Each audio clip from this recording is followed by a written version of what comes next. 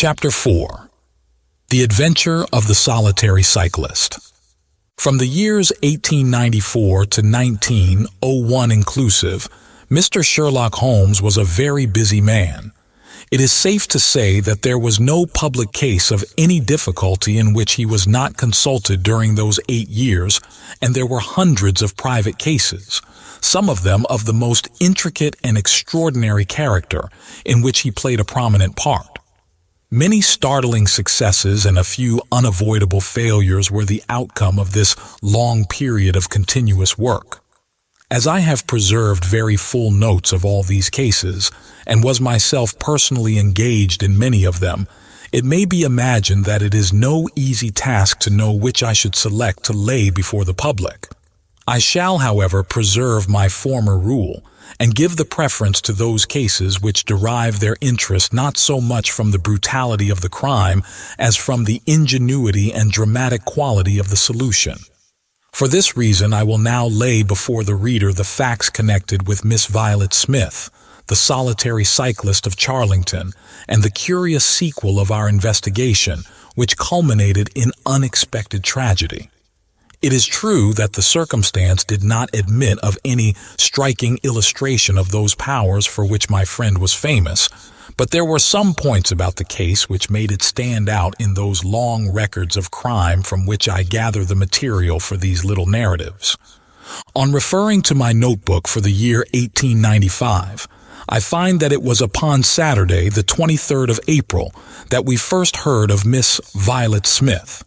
Her visit was, I remember, extremely unwelcome to Holmes, for he was immersed at the moment in a very abstruse and complicated problem concerning the peculiar persecution to which John Vincent Harden, the well-known tobacco millionaire, had been subjected.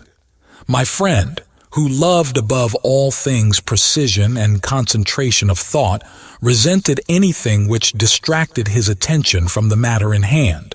And yet, without a harshness which was foreign to his nature, it was impossible to refuse to listen to the story of the young and beautiful woman, tall, graceful, and queenly, who presented herself at Baker Street late in the evening and implored his assistance and advice.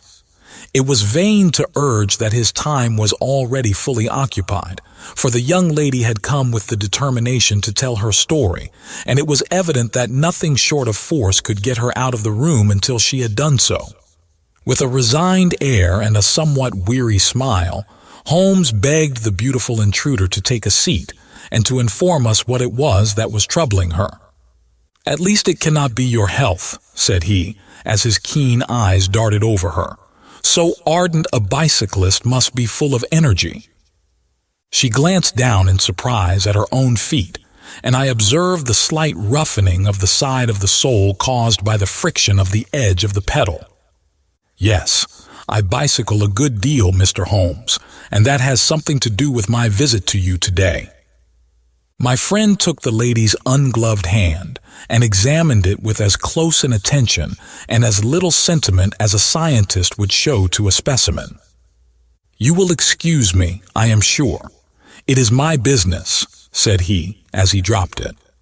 "I nearly fell into the error of supposing that you were typewriting. Of course, it is obvious that it is music. You observe the spatulate finger ends, Watson, which is common to both professions. There is a spirituality about the face, however," she gently turned it towards the light, "which the typewriter does not generate. This lady is a musician." "Yes, Mr. Holmes, I teach music." "In the country, I presume, from your complexion." "Yes, sir, near Farnham, on the borders of Surrey. A beautiful neighborhood and full of the most interesting associations. You remember, Watson, that it was near there that we took Archie Stamford the forger. Now, Miss Violet, what has happened to you near Farnham on the borders of Surrey?" The young lady, with great clearness and composure, made the following curious statement. "My father is dead, Mr. Holmes. He was James Smith, who conducted the orchestra at the Old Imperial Theatre. My mother and I were left without a relation in the world except one uncle, Ralph Smith, who went to Africa 25 years ago, and we have never had a word from him since. When Father died, we were left very poor, but one day we were told that there was an advertisement in the Times inquiring for our whereabouts. You can imagine how excited we were, for we thought that someone had left us a fortune. We went at once to the lawyer whose name was given in the paper. There we met two gentlemen, Mr. Carruthers and Mr. Woodley, who were home on a visit from South Africa.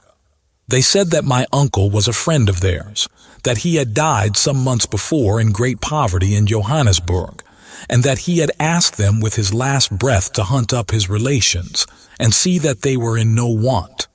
It seemed strange to us that Uncle Ralph, who took no notice of us when he was alive, should be so careful to look after us when he was dead. But Mr. Carruthers explained that the reason was that my uncle had just heard of the death of his brother, and so felt responsible for our fate. "Excuse me," said Holmes. "When was this interview?" "Last December, 4 months ago. Pray proceed." Mr. Woodley seemed to me to be a most odious person. He was forever making eyes at me, a coarse, puffy-faced, red-mustached young man with his hair plastered down on each side of his forehead. I thought that he was perfectly hateful, and I was sure that Cyril would not wish me to know such a person. "Oh, Cyril is his name," said Holmes, smiling. The young lady blushed and laughed. "Yes, Mr. Holmes, Cyril Morton, an electrical engineer, and we hope to be married at the end of the summer. Dear me, how did I get talking about him? What I wished to say was that Mr. Woodley was perfectly odious, but that Mr. Carruthers, who was a much older man, was more agreeable. He was a dark, sallow, clean-shaven, silent person, but he had polite manners and a pleasant smile. He inquired how we were left, and on finding that we were very poor, he suggested that I should come and teach music to his only daughter, aged 10. I said that I did not like to leave my mother, on which he suggested that I should go home to her every weekend, and he offered me 100 a year, which was certainly splendid pay. So it ended by my accepting, and I went down to Chiltern Grange, about 6 miles from Farnham. Mr. Carruthers was a widower, but he had engaged a lady housekeeper, a very respectable elderly person called Mrs. Dixon, to look after his establishment. The child was a dear, and everything promised well. Mr. Carruthers was very kind and very musical, and we had most pleasant evenings together. Every weekend I went home to my mother in town. The first flaw in my happiness was the arrival of the red-mustached Mr. Woodley. He came for a visit of a week, and it seemed 3 months to me. He was a dreadful person, a bully to everyone else, but to me something infinitely worse. He made odious love to me, boasted of his wealth, said that if I married him I could have the finest diamonds in London, and finally, when I would have nothing to do with him, he seized me in his arms one day after dinner.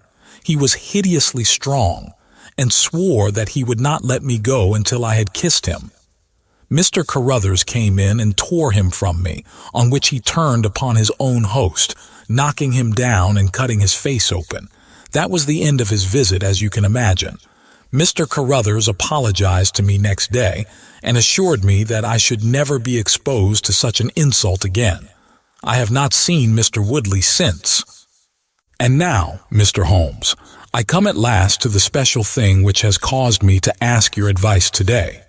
You must know that every Saturday forenoon I ride on my bicycle to Farnham Station in order to get the 12:22 to town.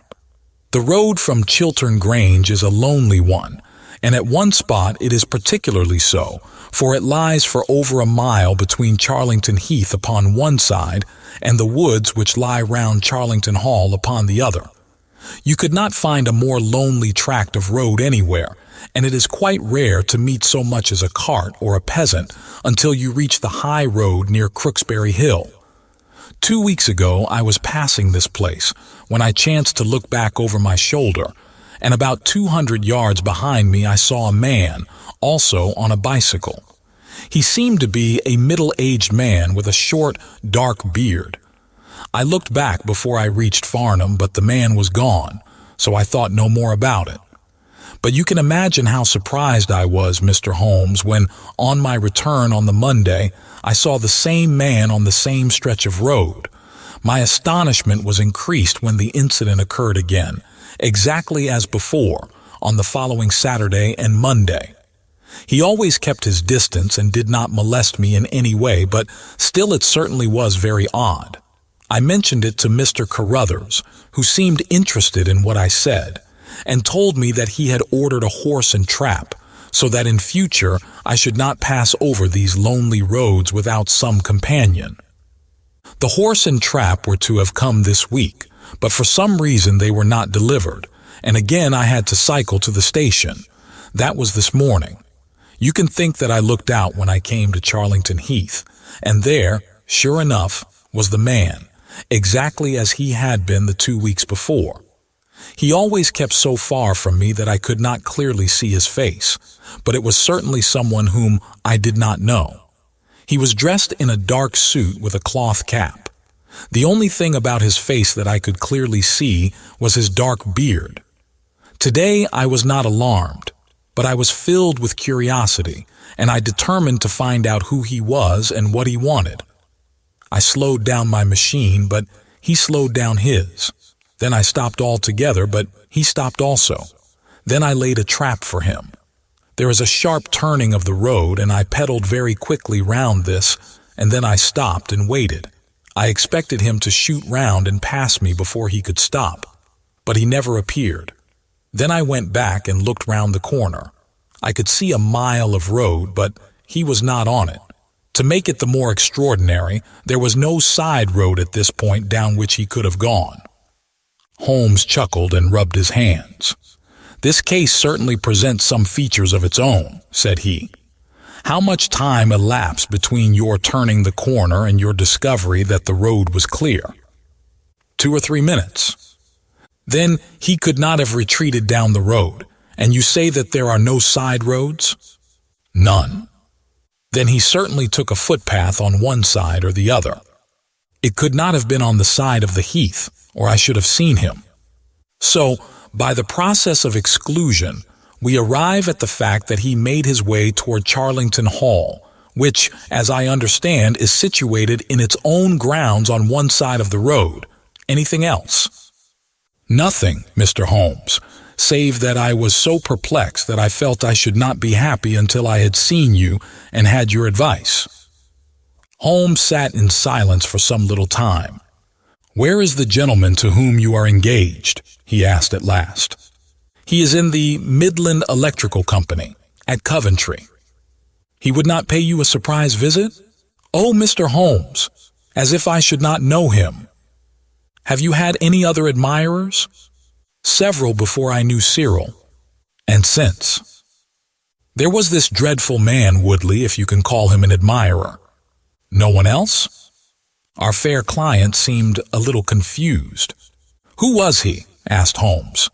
"Oh, it may be a mere fancy of mine, but it had seemed to me sometimes that my employer, Mr. Carruthers, takes a great deal of interest in me. We are thrown rather together. I play his accompaniments in the evening. He has never said anything. He is a perfect gentleman, but a girl always knows." "Ha!" Holmes looked grave. "What does he do for a living?" "He is a rich man." "No carriages or horses?" "Well, at least he is fairly well-to-do, but he goes into the city 2 or 3 times a week. He is deeply interested in South African gold shares." "You will let me know any fresh development, Miss Smith. I am very busy just now, but I will find time to make some inquiries into your case. In the meantime, take no step without letting me know. Goodbye, and I trust that we shall have nothing but good news from you." "It is part of the settled order of nature that such a girl should have followers," said Holmes. He pulled at his meditative pipe. "But for choice not on bicycles in lonely country roads. Some secretive lover, beyond all doubt. But there are curious and suggestive details about the case, Watson." "That he should appear only at that point?" "Exactly. Our first effort must be to find who are the tenants of Charlington Hall. Then, again, How about the connection between Carruthers and Woodley, since they appear to be men of such a different type? How came they both to be so keen upon looking up Ralph Smith's relations? One more point. What sort of a menage is it which pays double the market price for a governess but does not keep a horse, although 6 miles from the station? Odd, Watson, very odd. You will go down? No, my dear fellow, you will go down. This may be some trifling intrigue, and I cannot break my other important research for the sake of it. On Monday you will arrive early at Farnham. You will conceal yourself near Charlington Heath. You will observe these facts for yourself, and act as your own judgment advises. Then, having inquired as to the occupants of the hall, you will come back to me and report. And now, Watson, not another word of the matter until we have a few solid stepping stones on which we may hope to get across to our solution. We had ascertained from the lady that she went down upon the Monday by the train which leaves Waterloo at 9:50, so I started early and caught the 9:13. At Farnham Station I had no difficulty in being directed to Charlington Heath. It was impossible to mistake the scene of the young lady's adventure, for the road runs between the open heath on one side and an old yew hedge upon the other, surrounding a park which is studded with magnificent trees. There was a main gateway of lichen-studded stone, each side pillar surmounted by moldering heraldic emblems. But besides this central carriage drive, I observed several points where there were gaps in the hedge and paths leading through them. The house was invisible from the road, but the surroundings all spoke of gloom and decay. The heath was covered with golden patches of flowering gorse, gleaming magnificently in the light of the bright spring sunshine. Behind one of these clumps I took up my position, so as to command both the gateway of the hall and a long stretch of the road upon either side. It had been deserted when I left it, but now I saw a cyclist riding down it from the opposite direction to that in which I had come. He was clad in a dark suit, and I saw that he had a black beard. On reaching the end of the Charlington grounds, he sprang from his machine and led it through a gap in the hedge, disappearing from my view. A quarter of an hour passed, and then a second cyclist appeared. This time, it was the young lady coming from the station. I saw her look about her as she came to the Charlington hedge. An instant later, the man emerged from his hiding place, sprang upon his cycle, and followed her. In all the broad landscape, those were the only moving figures, the graceful girl sitting very straight upon her machine, and the man behind her bending low over his handlebar with a curiously furtive suggestion in every movement. She looked back at him and slowed her pace. He slowed also. She stopped. He at once stopped too, keeping 200 yards behind her. Her next movement was as unexpected as it was spirited. She suddenly whisked her wheels round and dashed straight at him. He was as quick as she, however, and darted off in desperate flight. Presently she came back up the road again, her head haughtily in the air, not deigning to take any further notice of her silent attendant. He had turned also, and still kept his distance until the curve of the road hid them from my sight. I remained in my hiding place, and it was well that I did so, for presently the man reappeared, cycling slowly back. He turned in at the hall gates and dismounted from his machine. For some minutes I could see him standing among the trees. His hands were raised and he seemed to be settling his necktie. Then he mounted his cycle and rode away from me down the drive towards the hall. I ran across the heath and peered through the trees. Far away I could catch glimpses of the old gray building with its bristling Tudor chimneys, but the drive ran through a dense shrubbery, and I saw no more of my man. However, it seemed to me that I had done a fairly good morning's work, and I walked back in high spirits to Farnham. The local house agent could tell me nothing about Charlington Hall and referred me to a well-known firm in Pall Mall. There I halted on my way home and met with courtesy from the representative. No, I could not have Charlington Hall for the summer. I was just too late. It had been let about a month ago. Mr. Williamson was the name of the tenant. He was a respectable, elderly gentleman.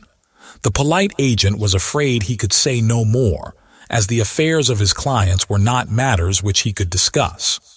Mr. Sherlock Holmes listened with attention to the long report which I was able to present to him that evening, but it did not elicit that word of curt praise which I had hoped for and should have valued. On the contrary, his austere face was even more severe than usual as he commented upon the things that I had done and the things that I had not. "Your hiding place, my dear Watson, was very faulty. You should have been behind the hedge. Then you would have had a close view of this interesting person. As it is, you were some hundreds of yards away and can tell me even less than Miss Smith. She thinks she does not know the man. I am convinced she does. Why otherwise should he be so desperately anxious that she should not get so near him as to see his features? You describe him as bending over the handlebar. Concealment again, you see. You really have done remarkably badly. He returns to the house and you want to find out who he is. You come to a London house agent." "What should I have done?" I cried with some heat. "Gone to the nearest public house. That is the center of country gossip. They would have told you every name, from the master to the scullery maid. Williamson? It conveys nothing to my mind. If he is an elderly man, he is not this active cyclist who sprints away from that young lady's athletic pursuit. What have we gained by your expedition? The knowledge that the girl's story is true. I never doubted it. That there is a connection between the cyclist and the hall. I never doubted that either. That the hall is tenanted by Williamson. Who's the better for that? Well, my dear sir, don't look so depressed. We can do little more until next Saturday, and in the meantime, I may make one or two inquiries myself." Next morning, we had a note from Miss Smith, recounting shortly and accurately the very incidents which I had seen, but the pith of the letter lay in the postscript. "I am sure that you will respect my confidence, Mr. Holmes, when I tell you that my place here has become difficult, owing to the fact that my employer has proposed marriage to me. I am convinced that his feelings are most deep and most honorable. At the same time, my promise is of course given. He took my refusal very seriously, but also very gently. You can understand, however, that the situation is a little strained." "Our young friend seems to be getting into deep waters," said Holmes thoughtfully, as he finished the letter. "The case certainly presents more features of interest and more possibility of development than I had originally thought. I should be none the worse for a quiet, peaceful day in the country, and I am inclined to run down this afternoon and test one or two theories which I have formed." Holmes's quiet day in the country had a singular termination, for he arrived at Baker Street late in the evening, with a cut lip and a discolored lump upon his forehead, besides a general air of dissipation which would have made his own person the fitting object of a Scotland Yard investigation. He was immensely tickled by his own adventures and laughed heartily as he recounted them.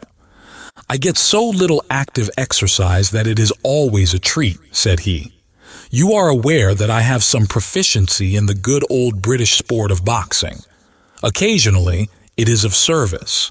Today, for example, I should have come to very ignominious grief without it."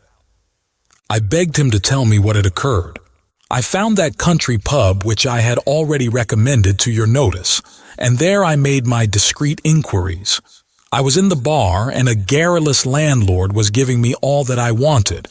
Williamson is a white-bearded man, and he lives alone with a small staff of servants at the hall.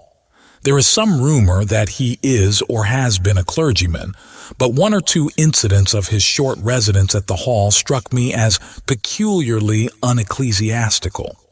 I have already made some inquiries at a clerical agency, and they tell me that there was a man of that name in orders, whose career has been a singularly dark one.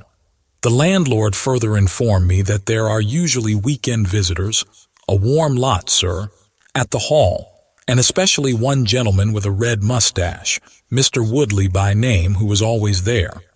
We had got as far as this, when who should walk in but the gentleman himself, who had been drinking his beer in the tap room and had heard the whole conversation.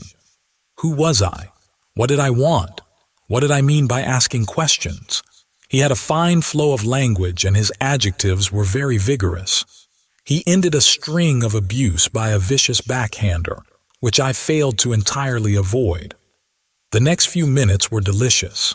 It was a straight left against a slogging ruffian. I emerged as you see me. Mr. Woodley went home in a cart. So ended my country trip, and it must be confessed that, however enjoyable, my day on the Surrey border has not been much more profitable than your own. The Thursday brought us another letter from our client. "You will not be surprised, Mr. Holmes," said she, "to hear that I am leaving Mr. Carruthers's employment. Even the high pay cannot reconcile me to the discomforts of my situation. On Saturday I come up to town, and I do not intend to return. Mr. Carruthers has got a trap, and so the dangers of the lonely road, if there ever were any dangers, are now over. As to the special cause of my leaving, it is not merely the strained situation with Mr. Carruthers, but it is the reappearance of that odious man, Mr. Woodley. He was always hideous, but he looks more awful than ever now, for he appears to have had an accident and he is much disfigured. I saw him out of the window, but I am glad to say I did not meet him. He had a long talk with Mr. Carruthers, who seemed much excited afterwards. Woodley must be staying in the neighborhood, for he did not sleep here, and yet I caught a glimpse of him again this morning slinking about in the shrubbery. I would sooner have a savage wild animal loose about the place. I loathe and fear him more than I can say. How can Mr. Carruthers endure such a creature for a moment? However, all my troubles will be over on Saturday." "So I trust, Watson, so I trust," said Holmes gravely.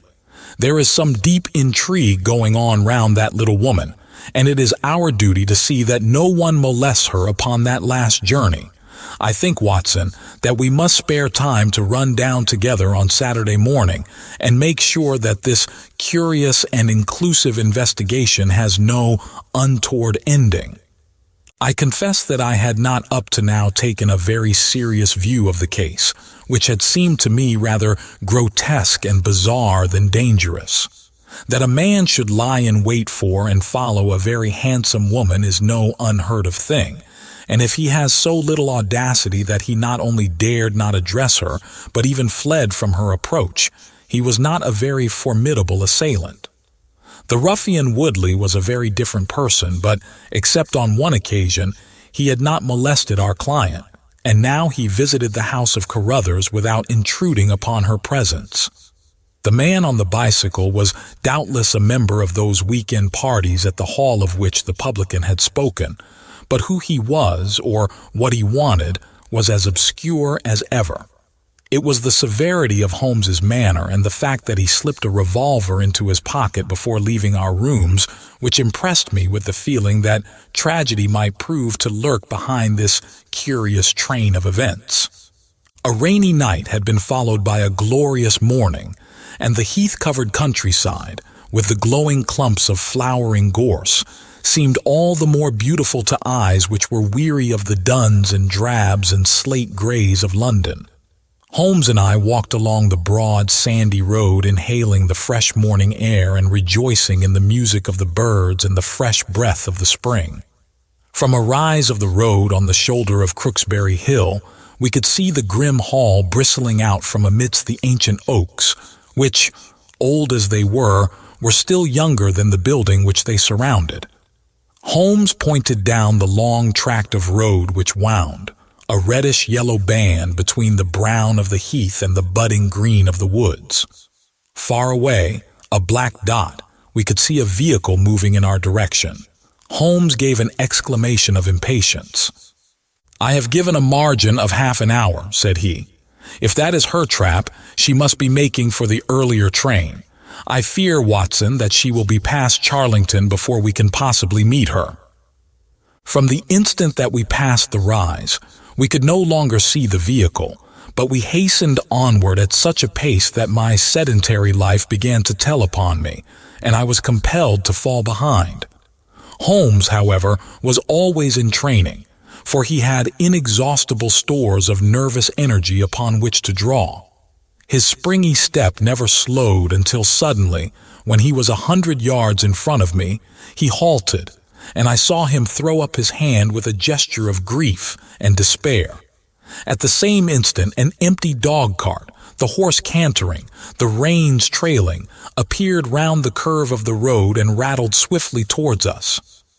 "Too late, Watson, too late," cried Holmes, as I ran panting to his side.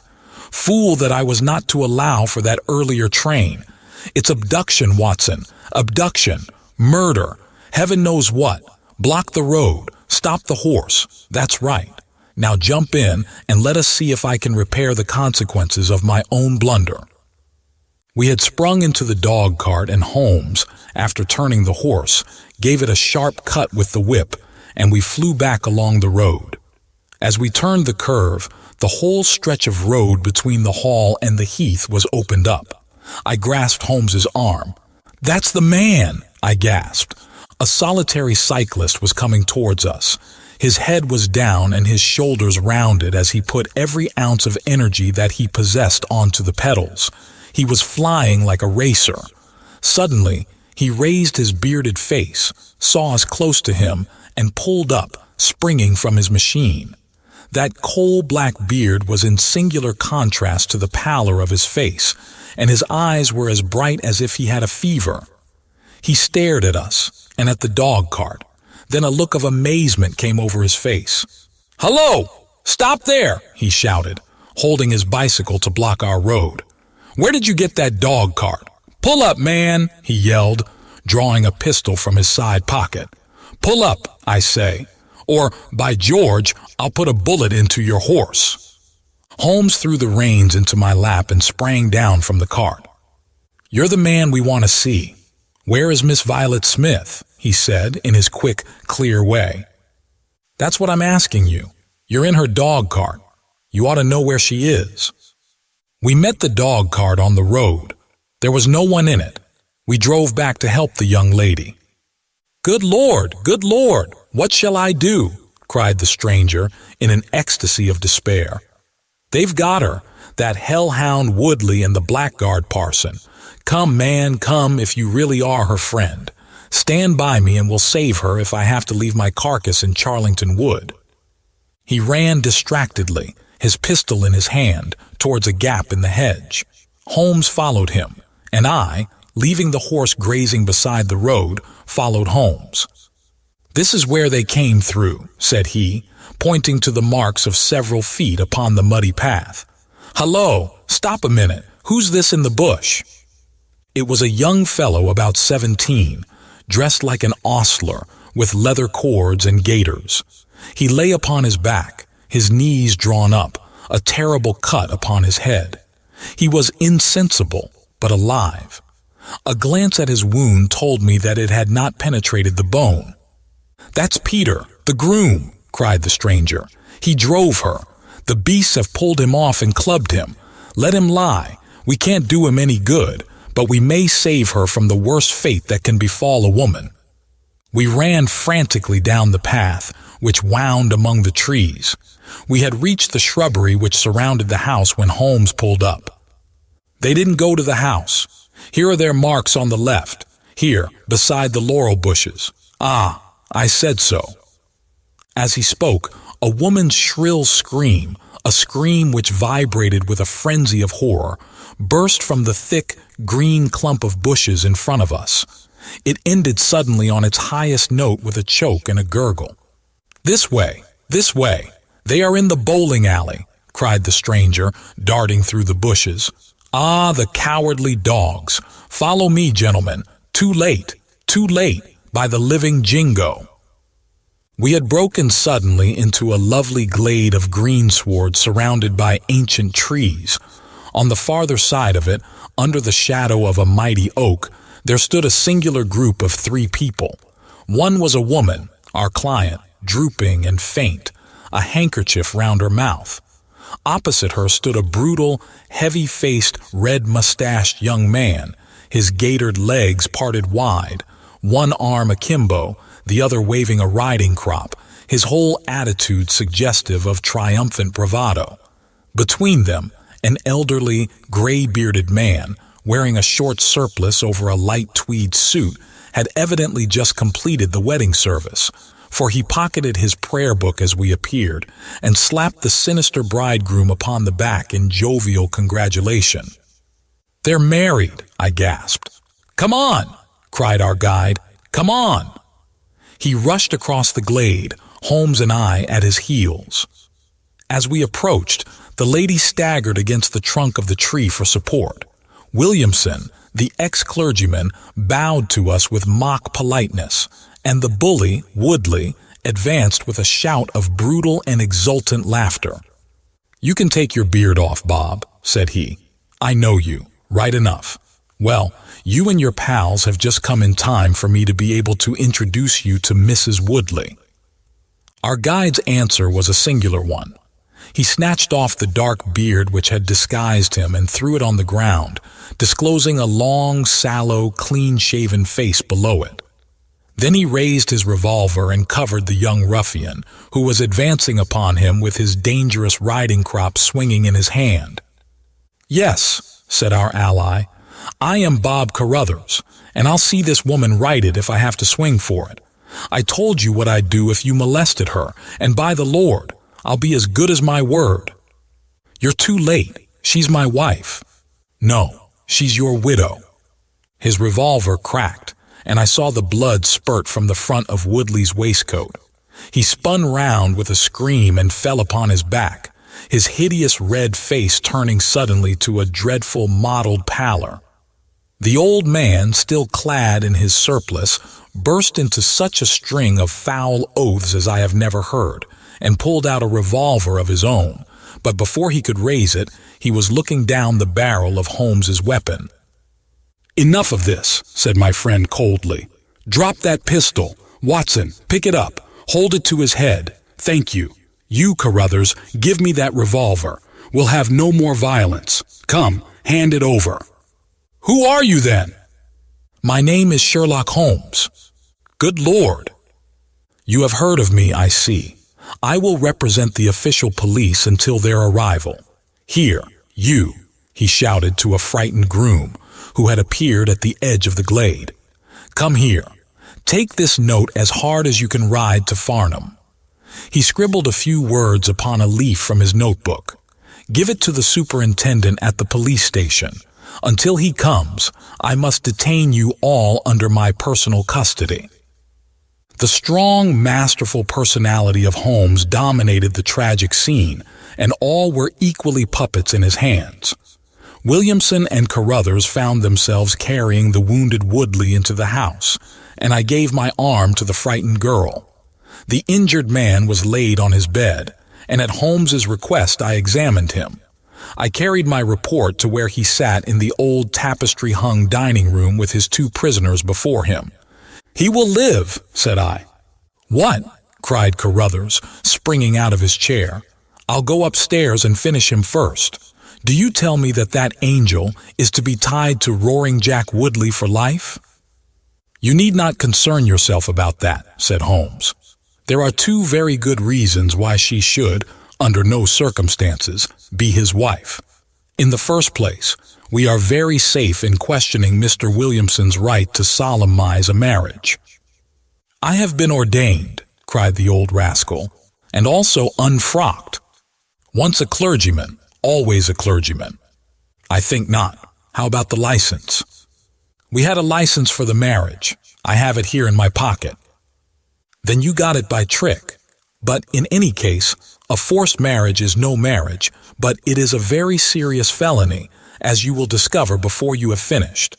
You'll have time to think the point out during the next 10 years or so, unless I am mistaken. As to you, Carruthers, you would have done better to keep your pistol in your pocket." "I begin to think so, Mr. Holmes. But when I thought of all the precaution I had taken to shield this girl, for I loved her, Mr. Holmes, and it is the only time that ever I knew what love was, it fairly drove me mad to think that she was in the power of the greatest brute and bully in South Africa, a man whose name is a holy terror from Kimberley to Johannesburg. Why, Mr. Holmes, you'll hardly believe it, but ever since that girl has been in my employment, I never once let her go past this house, where I knew the rascals were lurking, without following her on my bicycle, just to see that she came to no harm. I kept my distance from her, and I wore a beard so that she should not recognize me, for she is a good and high-spirited girl, and she wouldn't have stayed in my employment long if she had thought that I was following her about the country roads. Why didn't you tell her of her danger? Because then, again, she would have left me, and I couldn't bear to face that. Even if she couldn't love me, it was a great deal to me just to see her dainty form about the house, and to hear the sound of her voice. Well, said I, you call that love, Mr. Carruthers, but I should call it selfishness. Maybe the two things go together. Anyhow, I couldn't let her go. Besides, with this crowd about, it was well that she should have someone near to look after her. Then, when the cable came, I knew they were bound to make a move. What cable? Carruthers took a telegram from his pocket. That's it, said he. It was short and concise. The old man is dead. Said Holmes. I think I see how things worked, and I can understand how this message would, as you say, bring them to a head. But while you wait, you might tell me what you can. The old reprobate with the surplice burst into a volley of bad language.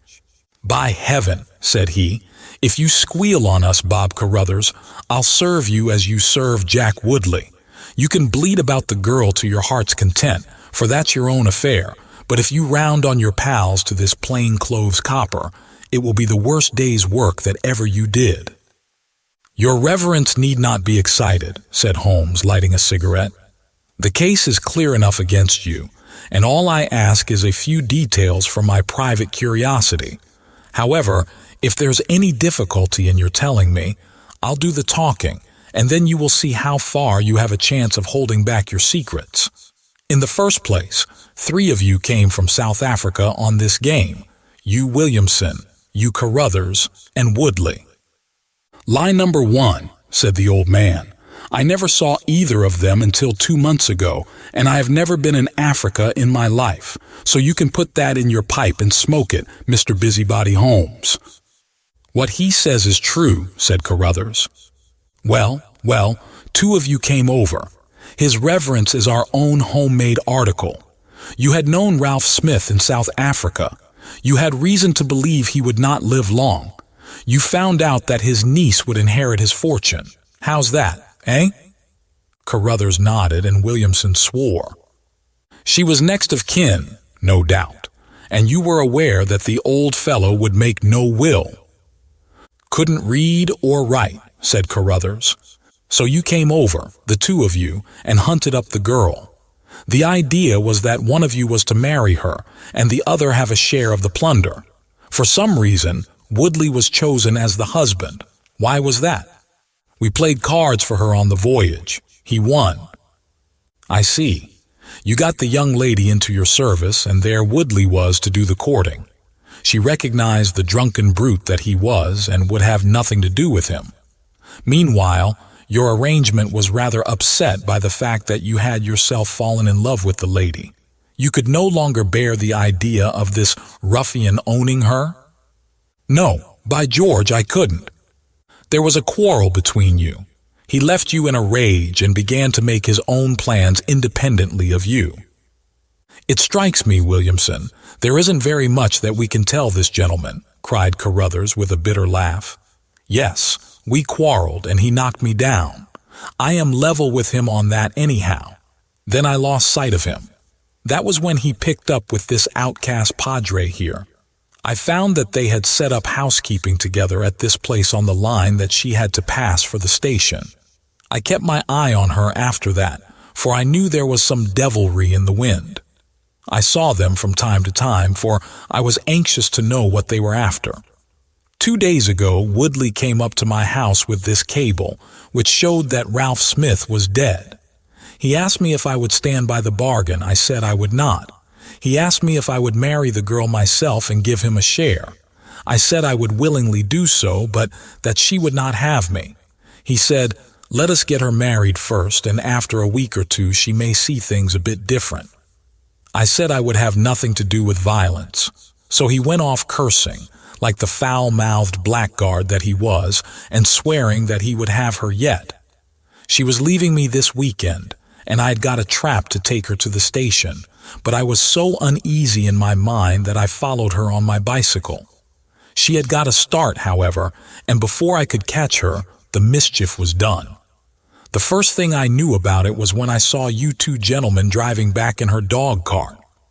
Holmes rose and tossed the end of his cigarette into the grate. "I have been very obtuse, Watson," said he. "When in your report you said that you had seen the cyclist as you thought arrange his necktie in the shrubbery, that alone should have told me all. However, we may congratulate ourselves upon a curious and, in some respects, a unique case. I perceive 3 of the county constabulary in the drive, and I am glad to see that the little ostler is able to keep pace with them, so it is likely that neither he nor the interesting bridegroom will be permanently damaged by their morning's adventures.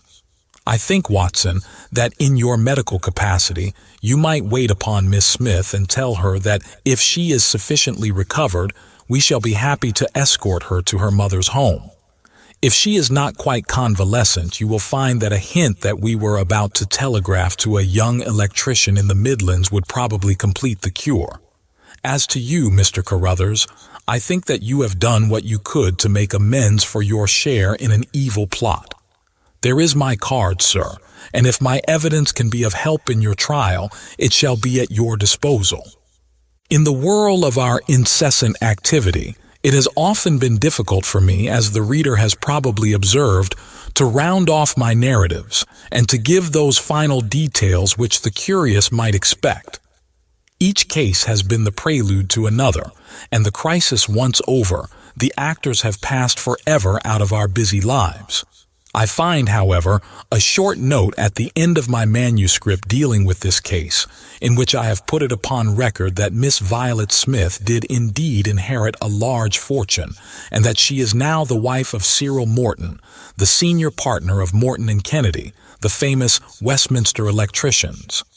Williamson and Woodley were both tried for abduction and assault, the former getting 7 years, the latter 10. Of the fate of Carruthers, I have no record, but I am sure that his assault was not viewed very gravely by the court, since Woodley had the reputation of being a most dangerous ruffian, and I think that a few months were sufficient to satisfy the demands of justice. Chapter 5. The Adventure of the Priory School. We have had some dramatic entrances and exits upon our small stage at Baker Street, but I cannot recollect anything more sudden and startling than the first appearance of Thornycroft Huxtable, Massachusetts, Ph.D., etc. His card, which seemed too small to carry the weight of his academic distinctions, preceded him by a few seconds, and then he entered himself, so large, so pompous, and so dignified that he was the very embodiment of self-possession and solidity. And yet his first action, when the door had closed behind him, was to stagger against the table, whence he slipped down upon the floor, and there was that majestic figure prostrate and insensible upon our bearskin hearthrug.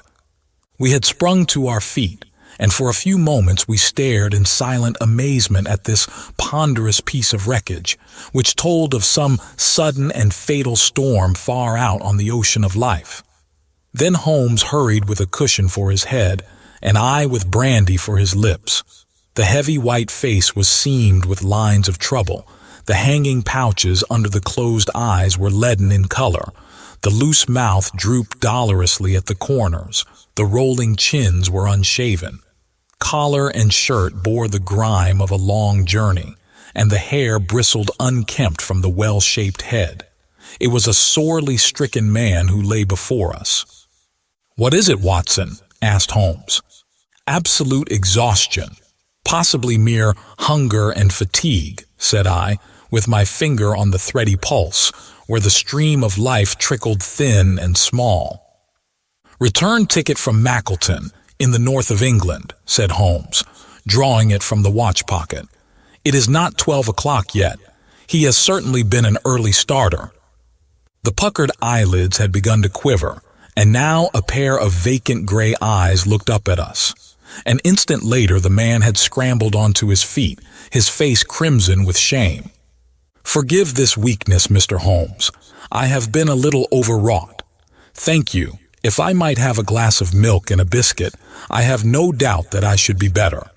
I came personally, Mr. Holmes, in order to ensure that you would return with me.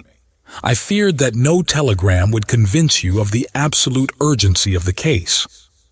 When you are quite restored..." "I am quite well again. I cannot imagine how I came to be so weak. I wish you, Mr. Holmes, to come to Mackleton with me by the next train." My friend shook his head.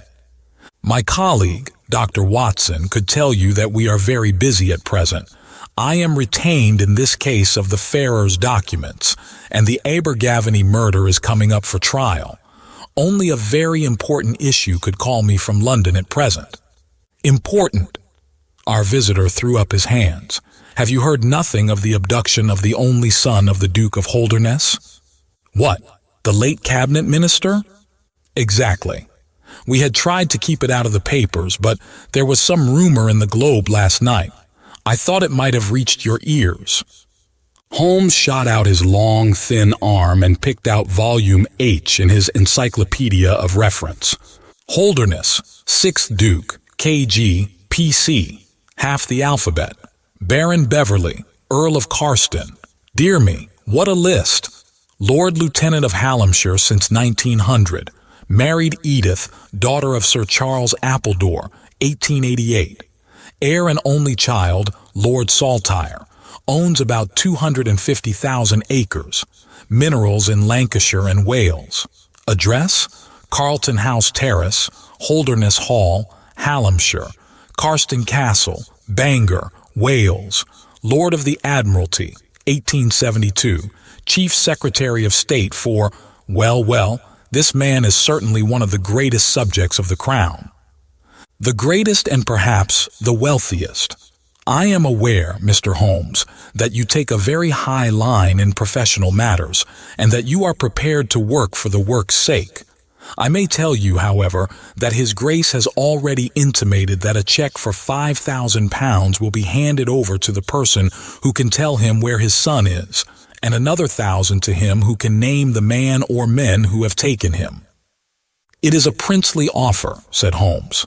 "Watson, I think that we shall accompany Dr. Huxtable back to the north of England. And now, Dr. Huxtable, when you have consumed that milk, you will kindly tell me what has happened, when it happened, how it happened, and finally, what Dr. Thornycroft Huxtable of the Priory School near Mackleton has to do with the matter, and why he comes 3 days after an event, the state of your chin gives the date, to ask for my humble services." Our visitor had consumed his milk and biscuits. The light had come back to his eyes and the color to his cheeks, as he set himself with great vigor and lucidity to explain the situation. "I must inform you, gentlemen, that the Priory is a preparatory school, of which I am the founder and principal. Huxtable's sidelights on Horace may possibly recall my name to your memories. The Priory is, without exception, the best and most select preparatory school in England. Lord Leverstoke, the Earl of Blackwater, Sir Cathcart Soames, they all have entrusted their sons to me. But I felt that my school had reached its zenith when, weeks ago, the Duke of Holdernesse sent Mr. James Wilder, his secretary, with intimation that young Lord Saltire, 10 years old, his only son and heir, was about to be committed to my charge. Little did I think that this would be the prelude to the most crushing misfortune of my life. On May 1st the boy arrived, that being the beginning of the summer term. He was a charming youth, and he soon fell into our ways. I may tell you, I trust that I am not indiscreet, but half-confidences are absurd in such a case, that he was not entirely happy at home. It is an open secret that the Duke's married life had not been a peaceful one, and the matter had ended in a separation by mutual consent, the Duchess taking up her residence in the south of France. This had occurred very shortly before, and the boy's sympathies are known to have been strongly with his mother. He moped after her departure from Holdernesse Hall, and it was for this reason that the Duke desired to send him to my establishment. In a fortnight, the boy was quite at home with us and was apparently absolutely happy. He was last seen on the night of May 13th, that is, the night of last Monday. His room was on the second floor and was approached through another larger room in which two boys were sleeping. These boys saw and heard nothing, so that it is certain that young Saltire did not pass out that way. His window was open, and there is a stout ivy plant leading to the ground. We could trace no footmarks below, but it is sure that this is the only possible exit. His absence was discovered at 7 o'clock on Tuesday morning. His bed had been slept in. He had dressed himself fully before going off, in his usual school suit of black Eton jacket and dark gray trousers. There were no signs that anyone had entered the room, and it is quite certain that anything in the nature of cries or a struggle would have been heard, since Caunter, the elder boy in the inner room, is a very light sleeper. When Lord Saltire's disappearance was discovered, I at once called a roll of the whole establishment, boys, masters, and servants. It was then that we ascertained that Lord Saltire had not been alone in his flight. Heidegger, the German master, was missing. His room was on the second floor, at the farther end of the building, facing the same way as Lord Saltire's. His bed had also been slept in, but he had apparently gone away partly dressed, since his shirt and socks were lying on the floor. He had undoubtedly let himself down by the ivy, for we could see the marks of his feet where he had landed on the lawn. His bicycle was kept in a small shed beside this lawn, and it also was gone.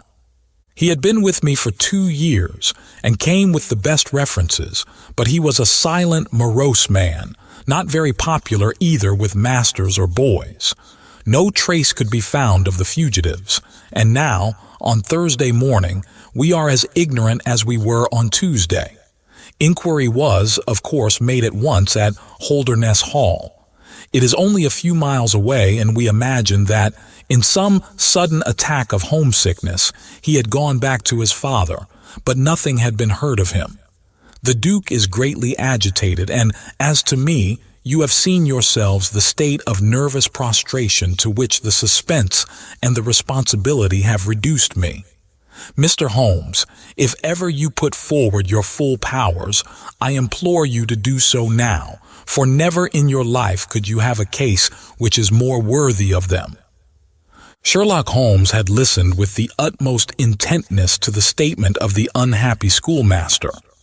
His drawn brows and the deep furrow between them showed that he needed no exhortation to concentrate all his attention upon a problem which, apart from the tremendous interests involved, must appeal so directly to his love of the complex and the unusual. He now drew out his notebook and jotted down 1 or 2 memoranda. "You have been very remiss in not coming to me sooner," said he severely. "You start me on my investigation with a very serious handicap.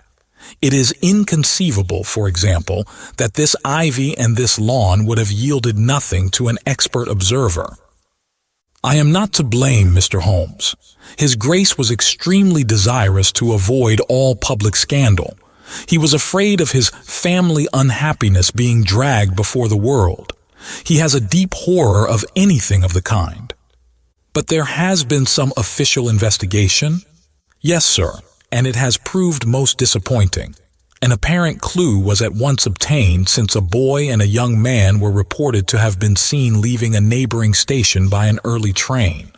Only last night we had news that the couple had been hunted down in Liverpool, and they proved to have no connection whatever with the matter in hand.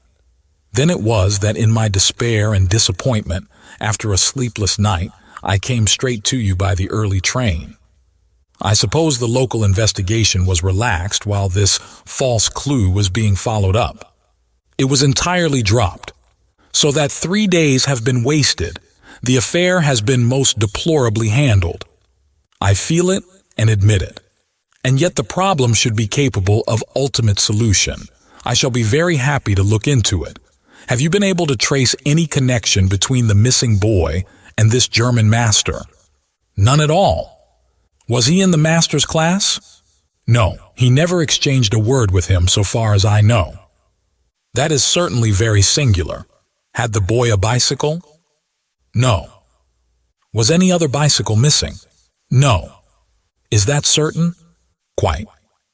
Well, now, you do not mean to seriously suggest that this German rode off upon a bicycle in the dead of the night, bearing the boy in his arms? Certainly not. Then what is the theory in your mind? The bicycle may have been a blind. It may have been hidden somewhere and the pair gone off on foot. Quite so. But it seems rather an absurd blind, does it not? Were there other bicycles in this shed? Several. Would he not have hidden a couple, had he desired to give the idea that they had gone off upon them? I suppose he would. Of course he would. The blind theory won't do. But the incident is an admirable starting point for an investigation. After all, a bicycle is not an easy thing to conceal or to destroy. One other question. Did anyone call to see the boy on the day before he disappeared? No. Did he get any letters? Yes, one letter. From whom? From his father. Do you open the boy's letters?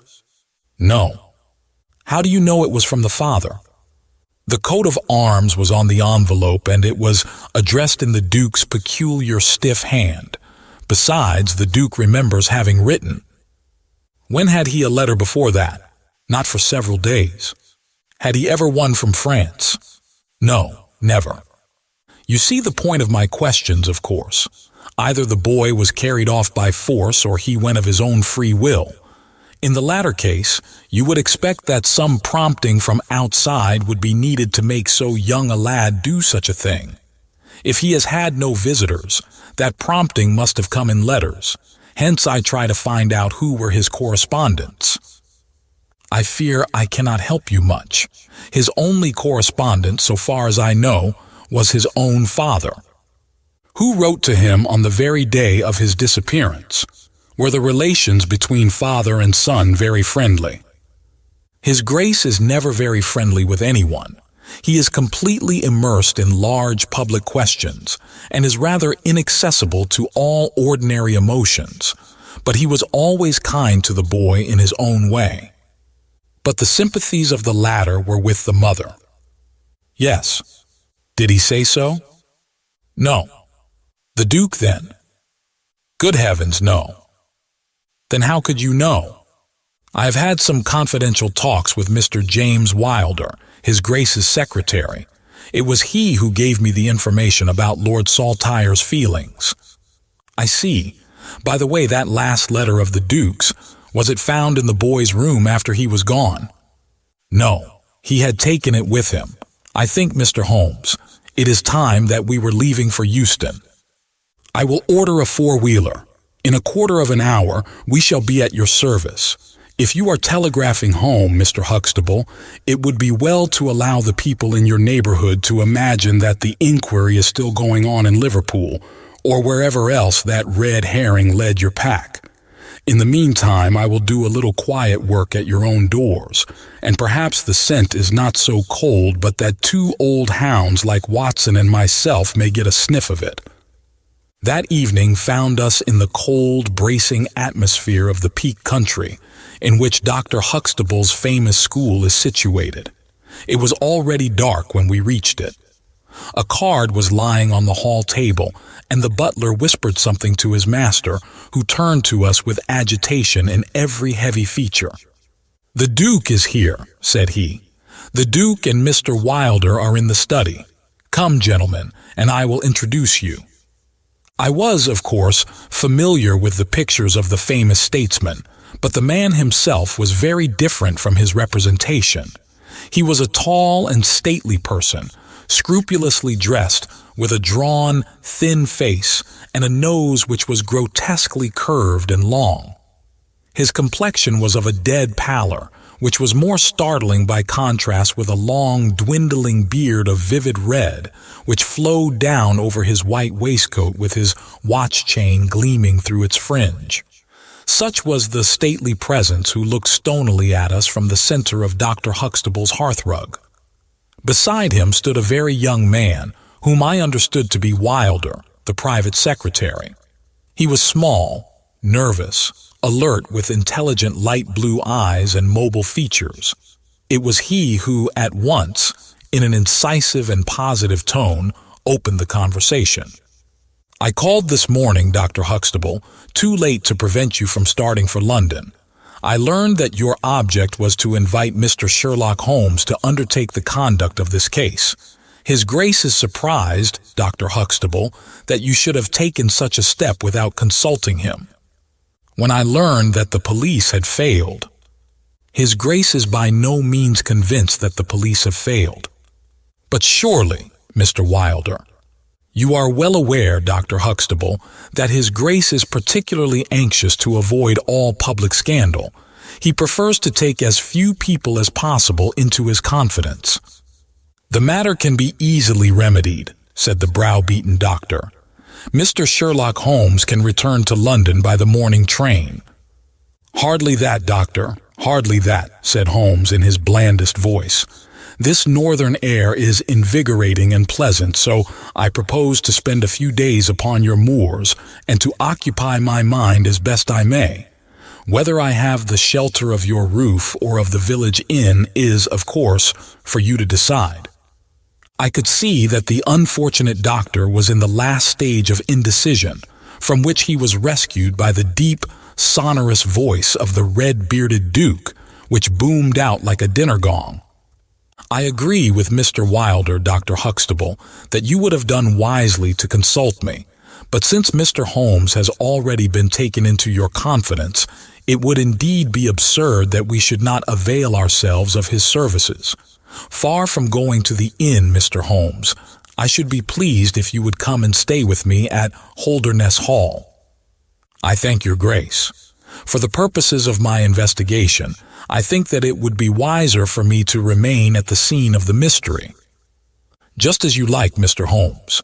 Any information which Mr. Wilder or I can give you is, of course, at your disposal." "It will probably be necessary for me to see you at the hall," said Holmes. "I would only ask you now, sir, whether you have formed any explanation in your own mind as to the mysterious disappearance of your son." "No, sir, I have not." "Excuse me if I allude to that which is painful to you, but I have no alternative. Do you think that the Duchess had anything to do with the matter?" The great minister showed perceptible hesitation. "I do not think so," he said at last. "The other most obvious explanation is that the child has been kidnapped for the purpose of levying ransom. You have not had any demand of the sort?" "No, sir." "One more question, your Grace. I understand that you wrote to your son upon the day when this incident occurred." "No, I wrote upon the day before." "Exactly, but he received it on that day."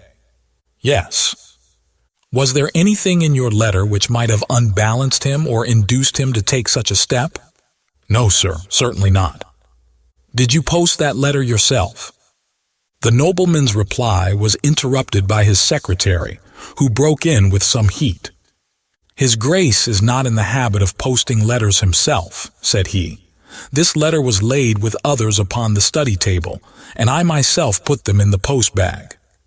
"You are sure this one was among them?" "Yes, I observed it." "How many letters did your Grace write that day?" 20 or 30. I have a large correspondence, but surely this is somewhat irrelevant." "Not entirely," said Holmes. "For my own part," the Duke continued, "I have advised the police to turn their attention to the south of France. I have already said that I do not believe that the Duchess would encourage so monstrous an action, but the lad had the most wrong-headed opinions, and it is possible that he may have fled to her, aided and abetted by this German. I think, Dr. Huxtable, that we will now return to the hall." I could see that there were other questions which Holmes would have wished to put, but the nobleman's abrupt manner showed that the interview was at an end. It was evident that to his intensely aristocratic nature, this discussion of his intimate family affairs with a stranger was most abhorrent, and that he feared lest every fresh question would throw a fiercer light into the discreetly shadowed corners of his ducal history. When the nobleman and his secretary had left, my friend flung himself at once with characteristic eagerness into the investigation. The boy's chamber was carefully examined and yielded nothing save the absolute conviction that it was only through the window that he could have escaped. The German master's room and effects gave no further clue.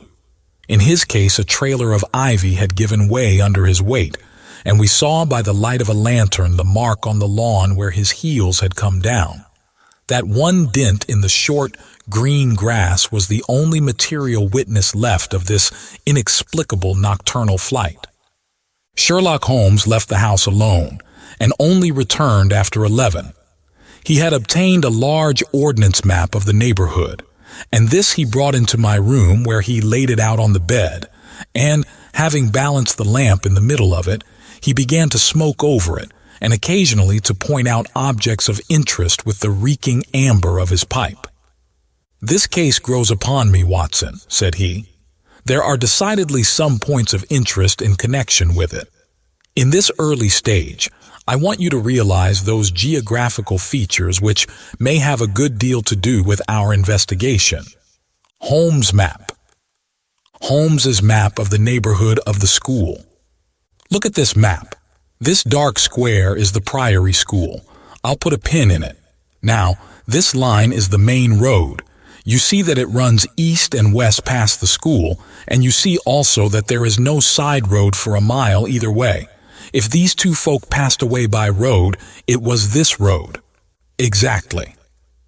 By a singular and happy chance, we are able to some extent to check what passed along this road during the night in question. At this point, where my pipe is now resting, a county constable was on duty from 12 to 6. It is, as you perceive, the first crossroad on the east side. This man declares that he was not absent from his post for an instant, and he is positive that neither boy nor man could have gone that way unseen. I have spoken with this policeman tonight, and he appears to me to be a perfectly reliable person. That blocks this end. We have now to deal with the other. There is an inn here, the Red Bull, the landlady of which was ill. She had sent to Mackleton for a doctor, but he did not arrive until morning, being absent at another case. The people at the inn were alert all night, awaiting his coming, and one or other of them seems to have continually had an eye upon the road. They declare that no one passed. If their evidence is good, then we are fortunate enough to be able to block the west, and also to be able to say that the fugitives did not use the road at all." "But the bicycle?" I objected. "Quite so. We will come to the bicycle presently. To continue our reasoning, if these people did not go by the road, they must have traversed the country to the north of the house or to the south of the house. That is certain. Let us weigh the one against the other. On the south of the house is, as you perceive, a large district of arable land, cut up into small fields with stone walls between them. There, I admit that a bicycle is impossible. We can dismiss the idea. We turn to the country on the north. Here there lies a grove of trees marked as the Ragged Shaw, and on the farther side stretches a great rolling moor, Lower Gill Moor, extending for 10 miles and sloping gradually upward. Here, at one side of this wilderness, is Holdernesse Hall, 10 miles by road, but only 6 across the moor. It is a peculiarly desolate plain. A few moor farmers have small holdings where they rear sheep and cattle. Except these, the plover and the curlew are the only inhabitants until you come to the Chesterfield High Road. There is a church there, you see, a few cottages, and an inn. Beyond that, the hills become precipitous. Surely it is here to the north that our quest must lie." "But the bicycle?" I persisted. "Well, well," said Holmes impatiently. "A good cyclist does not need a high road. The moor is intersected with paths, and the moon was at the full. "Hello, what is this?" There was an agitated knock at the door, and an instant afterwards Dr. Huxtable was in the room. In his hand he held a blue cricket cap with a white chevron on the peak. "At last we have a clue," he cried. "Thank heaven! At last we are on the dear boy's track. It is his cap." "Where was it found?" "In the van of the gypsies who camped on the moor. They left on Tuesday. Today the police traced them down and examined their caravan. This was found." "How do they account for it?" "They shuffled and lied, said that they found it on the moor on Tuesday morning. They know where he is, the rascals. Thank goodness they are all safe under lock and key. Either the fear of the law or the Duke's purse will certainly get out of them all that they know." "So far, so good," said Holmes, when the doctor had at last left the room. "It at least bears out the theory that it is on the side of the Lower Gill Moor that we must hope for results. The police have really done nothing locally, save the arrest of these gypsies. Look here, Watson. There is a watercourse across the moor. You see it marked here in the map. In some parts it widens into a morass. This is particularly so in the region between Holdernesse Hall and the school. It is vain to look elsewhere for tracks in this dry weather, but at that point there is certainly a chance of some record being left. I will call you early tomorrow morning, and you and I will try if we can throw some little light upon the mystery." The day was just breaking when I woke to find the long, thin form of Holmes by my bedside. He was fully dressed and had apparently already been out. "I have done the lawn and the bicycle shed," said he. "I have also had a rumble through the ragged shaw. Now, Watson, there is cocoa ready in the next room. I must beg you to hurry, for we have a great day before us." His eyes shone, and his cheek was flushed with the exhilaration of the master workman who sees his work lie ready before him. A very different Holmes, this active, alert man, from the introspective and pallid dreamer of Baker Street. I felt, as I looked upon that supple figure, alive with nervous energy, that it was indeed a strenuous day that awaited us, and yet it opened in the blackest disappointment. With high hopes we struck across the peaty, russet moor, intersected with 1,000 sheep paths, until we came to the broad, light green belt which marked the morass between us and Holdernesse. Certainly, if the lad had gone homeward, he must have passed this, and he could not pass it without leaving his traces. But no sign of him or the German could be seen.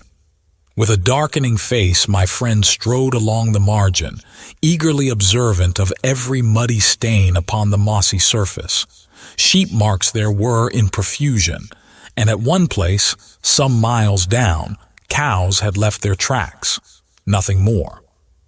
"Check number 1, said Holmes, looking gloomily over the rolling expanse of the moor. "There is another morass down yonder and a narrow neck between. Hallo! Hallo! Hallo! What have we here?" We had come on a small black ribbon of pathway. In the middle of it, clearly marked on the sodden soil, was the track of a bicycle. "Hurrah!" I cried. "We have it!" But Holmes was shaking his head, and his face was puzzled and expectant rather than joyous. "A bicycle, certainly, but not the bicycle," said he. "I am familiar with 42 different impressions left by tires. This, as you perceive, is a Dunlop with a patch upon the outer cover. Heidegger's tires were Palmer's, leaving longitudinal stripes. Aveling, the mathematical master, was sure upon the point. Therefore, it is not Heidegger's track." "The boy's, then?" "Possibly, if we could prove a bicycle to have been in his possession. But this we have utterly failed to do. This track, as you perceive, was made by a rider who was going from the direction of the school." "Or towards it?" "No, no, my dear Watson. The more deeply sunk impression is, of course, the hind wheel, upon which the weight rests. You perceive several places where it has passed across and obliterated the more shallow mark of the front one. It was undoubtedly heading away from the school. It may or may not be connected with our inquiry, but we will follow it backwards before we go any farther." We did so, and at the end of a few hundred yards lost the tracks as we emerged from the boggy portion of the moor. Following the path backwards, we picked out another spot where a spring trickled across it. Here, once again, was the mark of the bicycle, though nearly obliterated by the hooves of cows. After that there was no sign, but the path ran right on into Ragged Shaw, the wood which backed onto the school. From this wood the cycle must have emerged. Holmes sat down on a boulder and rested his chin in his hands. I had smoked 2 cigarettes before he moved. "Well, well," said he at last. "It is of course possible that a cunning man might change the tires of his bicycle in order to leave unfamiliar tracks. A criminal who was capable of such a thought is a man whom I should be proud to do business with. We will leave this question undecided and hark back to our morass again, for we have left a good deal unexplored." We continued our systematic survey of the edge of the sodden portion of the moor, and soon our perseverance was gloriously rewarded. Right across the lower part of the bog lay a miry path. Holmes gave a cry of delight as he approached it. An impression like a fine bundle of telegraph wires ran down the center of it. It was the Palmer tires. "Here is Herr Heidegger, sure enough," cried Holmes exultantly. "My reasoning seems to have been pretty sound, Watson. I congratulate you. But we have a long way still to go. Kindly walk clear of the path. Now let us follow the trail. I fear that it will not lead very far." We found, however, as we advanced, that this portion of the moor is intersected with soft patches, and though we frequently lost sight of the track, we always succeeded in picking it up once more. "Do you observe," said Holmes, "that the rider is now undoubtedly forcing the pace? There can be no doubt of it. Look at this impression, where you get both tires clear. The one is as deep as the other. That can only mean that the rider is throwing his weight onto the handlebar, as a man does when he is sprinting. By Jove, he has had a fall." There was a broad, irregular smudge covering some yards of the track. Then there were a few footmarks, and the tire reappeared once more. "A side slip," I suggested. Holmes held up a crumpled branch of flowering gorse. To my horror, I perceived that the yellow blossoms were all dabbled with crimson. On the path, too, and among the heather were dark stains of clotted blood. "Bad," said Holmes. "Bad. Stand clear, Watson. Not an unnecessary footstep. What do I read here? He fell wounded, he stood up, he remounted, he proceeded. But there is no other track. Cattle on this side path. He was surely not gored by a bull? Impossible. But I see no traces of anyone else. We must push on, Watson. Surely, with stains as well as the track to guide us, he cannot escape us now." Our search was not a very long one. The tracks of the tire began to curve fantastically upon the wet and shining path. Suddenly, as I looked ahead, the gleam of metal caught my eye from amid the thick gorse bushes. Out of them we dragged a bicycle, Palmer tired, one pedal bent, and the whole front of it horribly smeared and slobbered with blood. On the other side of the bushes, a shoe was projecting. We ran round, and there lay the unfortunate rider. He was a tall man, full-bearded with spectacles, one glass of which had been knocked out. The cause of his death was a frightful blow upon the head, which had crushed in part of his skull. That he could have gone on after receiving such an injury said much for the vitality and courage of the man. He wore shoes, but no socks, and his open coat disclosed a nightshirt beneath it. It was undoubtedly the German master. Holmes turned the body over reverently and examined it with great attention. He then sat in deep thought for a time, and I could see by his ruffled brow that this grim discovery had not, in his opinion, advanced us much in our inquiry. "It is a little difficult to know what to do, Watson," said he at last. "My own inclinations are to push this inquiry on, for we have already lost so much time that we cannot afford to waste another hour. On the other hand, we are bound to inform the police of the discovery and to see that this poor fellow's body is looked after. I could take a note back, but I need your company and assistance. Wait a bit. There is a fellow cutting peat up yonder. Bring him over here and he will guide the police. I brought the peasant across, and Holmes dispatched the frightened man with a note to Dr. Huxtable. "Now, Watson," said he, "we have picked up 2 clues this morning. One is the bicycle with the Palmer tire, and we see what that has led to. The other is the bicycle with the patched Dunlop. Before we start to investigate that, let us try to realize what we do know, so as to make the most of it, and to separate the essential from the accidental. First of all, I wish to impress upon you that the boy certainly left of his own free will. He got down from his window and he went off, either alone or with someone. That is sure." I assented. "Well, now let us turn to this unfortunate German master. The boy was fully dressed when he fled, therefore he foresaw what he would do. But the German went without his socks. He certainly acted on very short notice." "Undoubtedly." "Why did he go?" "Because from his bedroom window he saw the flight of the boy, because he wished to overtake him and bring him back. He seized his bicycle, pursued the lad, and in pursuing him met his death." "So it would seem." Now I come to the critical part of my argument. The natural action of a man in pursuing a little boy would be to run after him. He would know that he could overtake him, but the German does not do so. He turns to his bicycle. I am told that he was an excellent cyclist.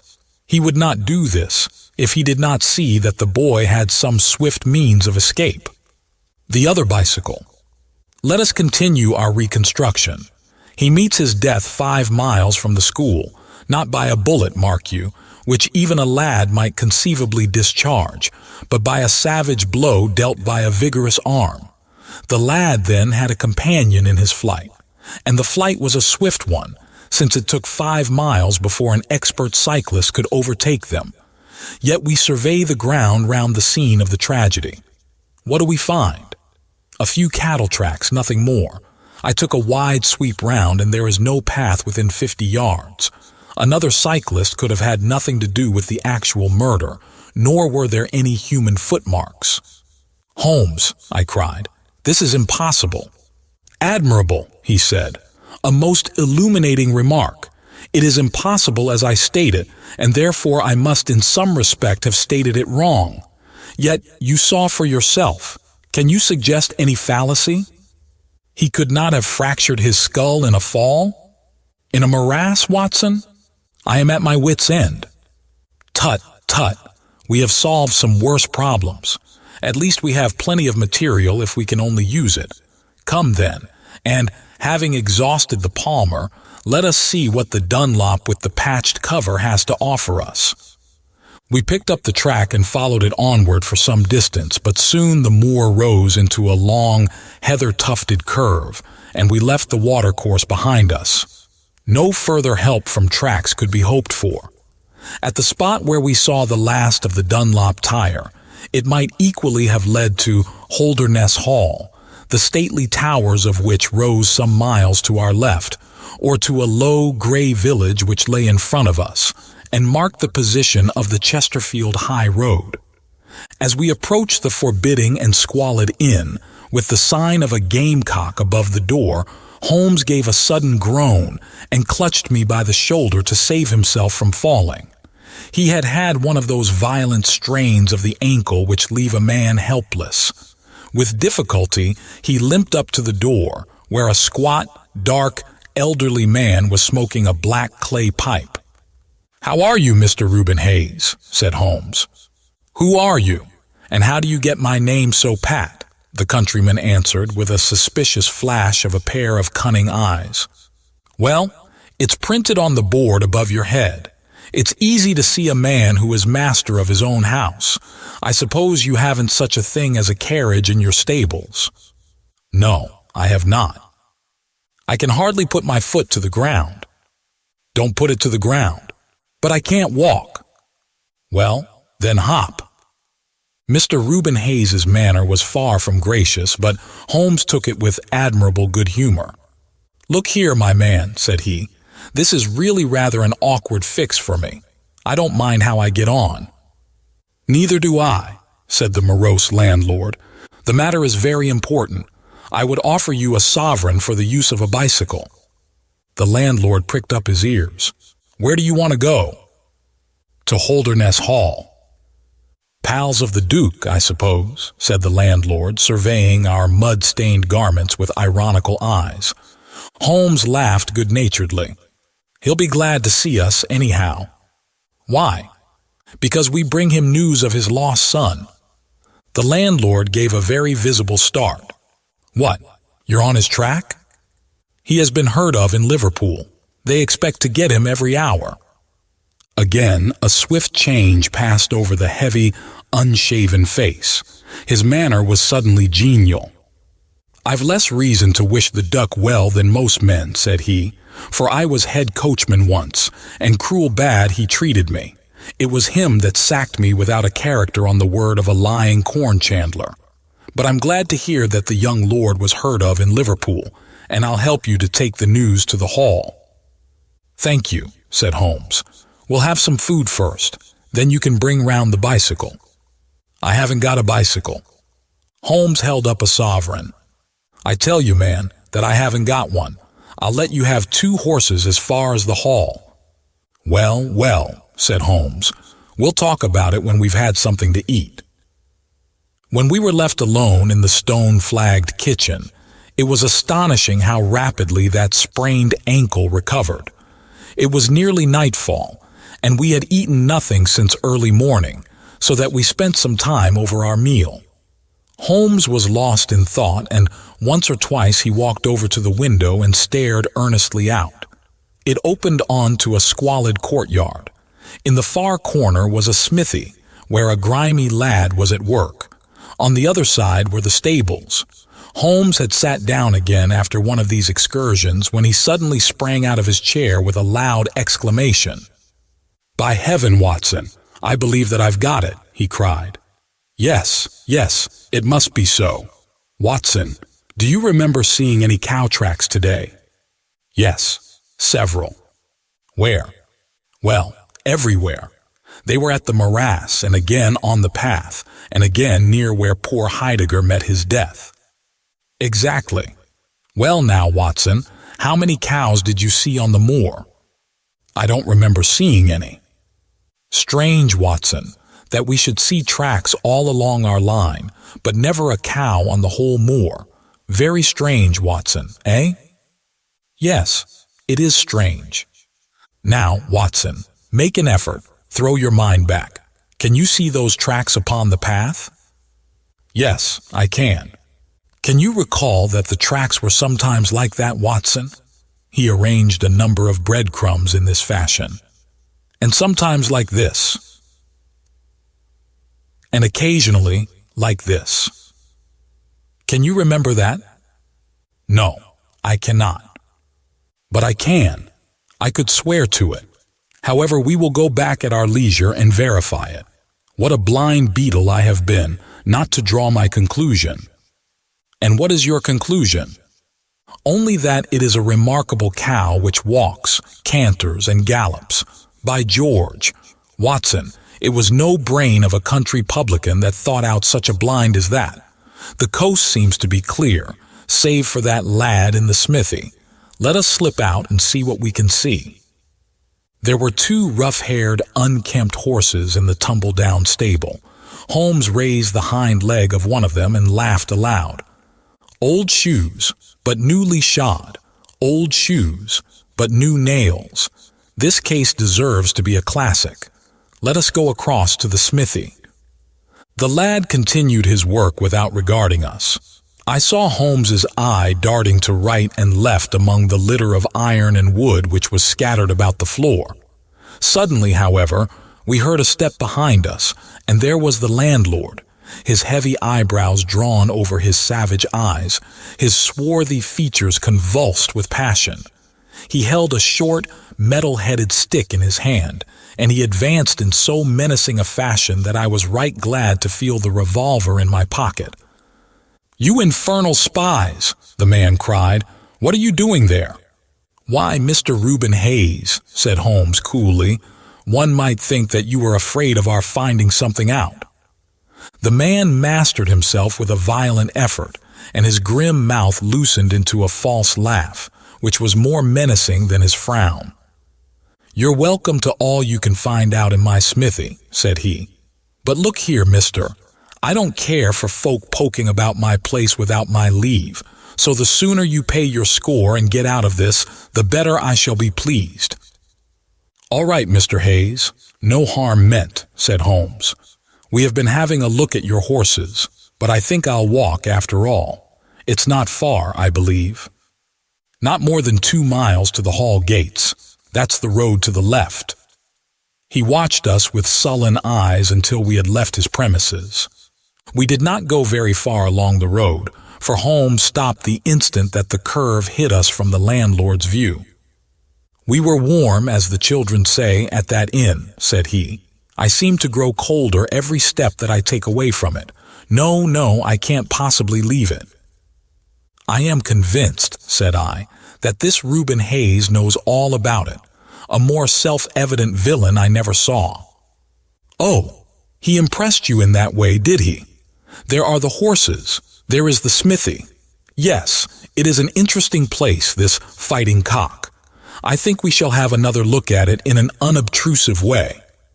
A long, sloping hillside dotted with gray limestone boulders stretched behind us. We had turned off the road and were making our way up the hill, when, looking in the direction of Holdernesse Hall, I saw a cyclist coming swiftly along. "Get down, Watson!" cried Holmes with a heavy hand upon my shoulder. We had hardly sunk from view when the man flew past us on the road.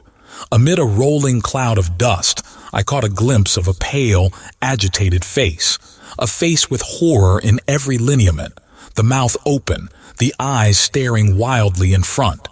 It was like some strange caricature of the dapper James Wilder whom we had seen the night before. "The Duke's secretary!" cried Holmes.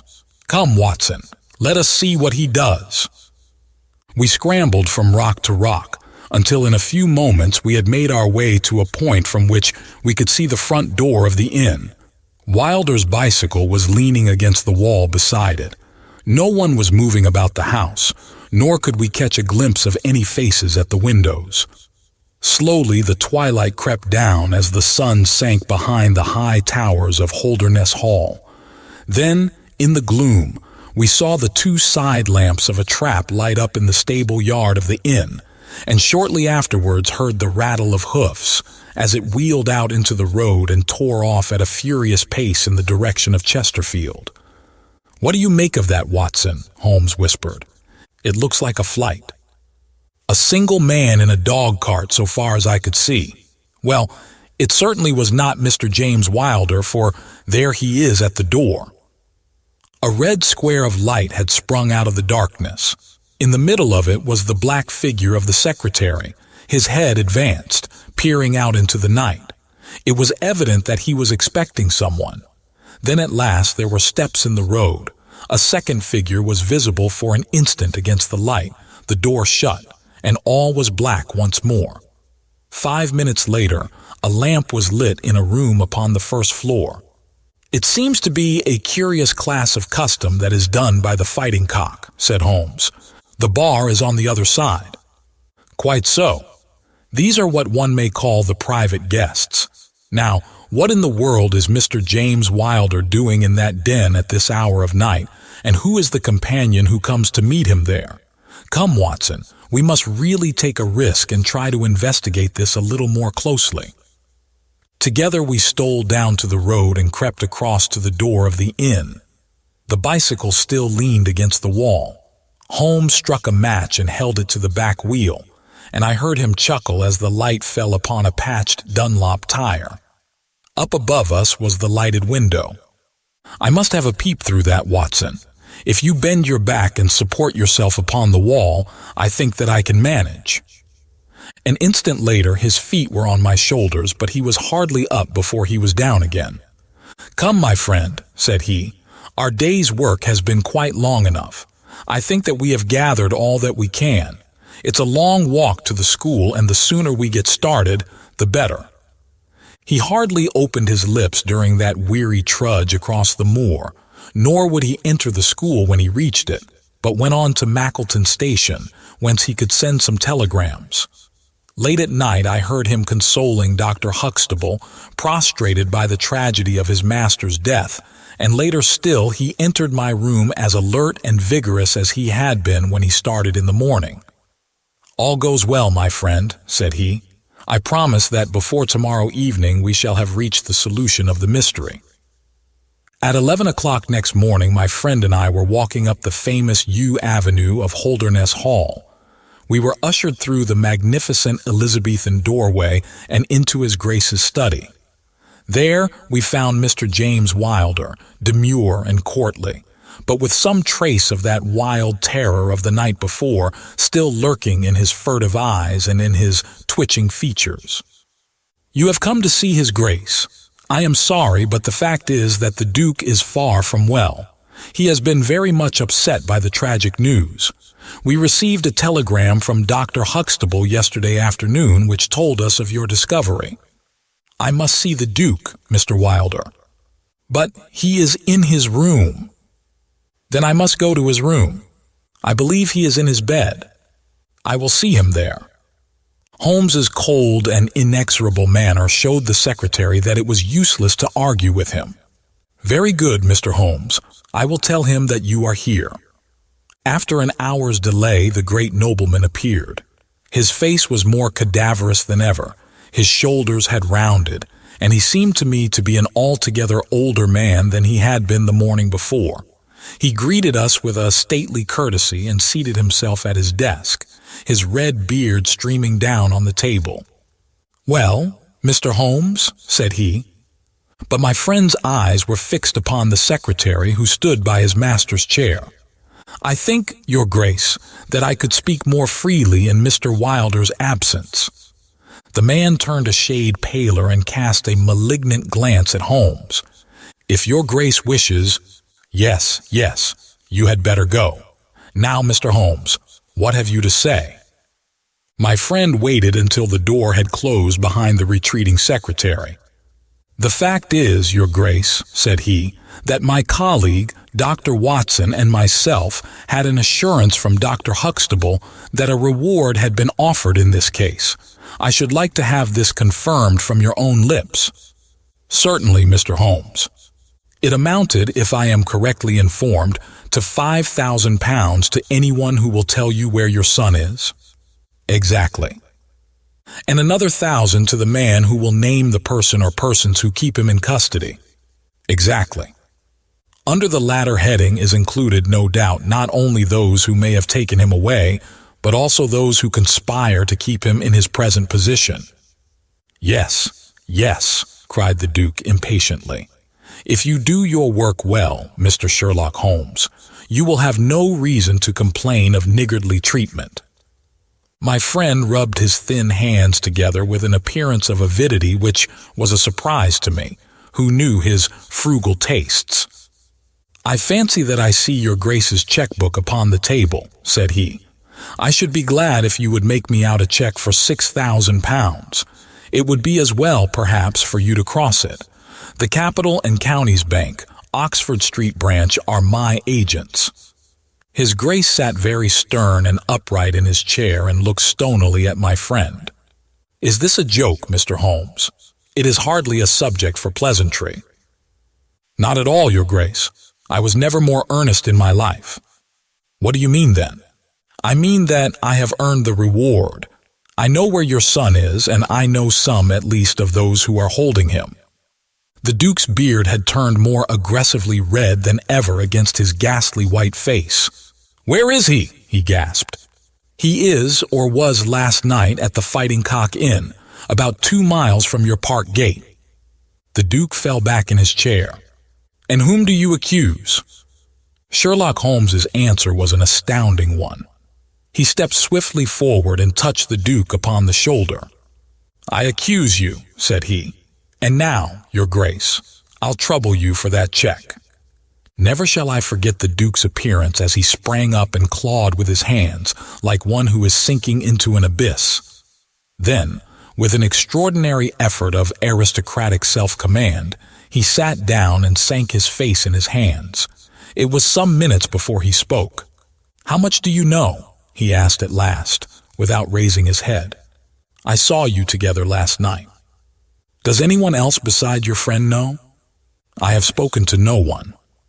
The Duke took a pen in his quivering fingers and opened his checkbook. "I shall be as good as my word, Mr. Holmes. I am about to write your check, however unwelcome the information which you have gained may be to me. When the offer was first made, I little thought the turn which events might take, but you and your friend are men of discretion, Mr. Holmes." "I hardly understand Your Grace." "I must put it plainly, Mr. Holmes. If only you two know of this incident, there is no reason why it should go any farther. I think £12,000 is the sum that I owe you, is it not?" But Holmes smiled and shook his head. "I fear, Your Grace, that matters can hardly be arranged so easily. There is the death of this schoolmaster to be accounted for." "But James knew nothing of that. You cannot hold him responsible for that. It was the work of this brutal ruffian whom he had the misfortune to employ." "I must take the view, Your Grace, that when a man embarks upon a crime, he is morally guilty of any other crime which may spring from it." "Morally, Mr. Holmes, no doubt you are right, but surely not in the eyes of the law. A man cannot be condemned for a murder at which he was not present, and which he loathes and abhors as much as you do. The instant that he heard of it, he made a complete confession to me, so filled was he with horror and remorse. He lost not an hour in breaking entirely with the murderer. Oh, Mr. Holmes, you must save him. You must save him.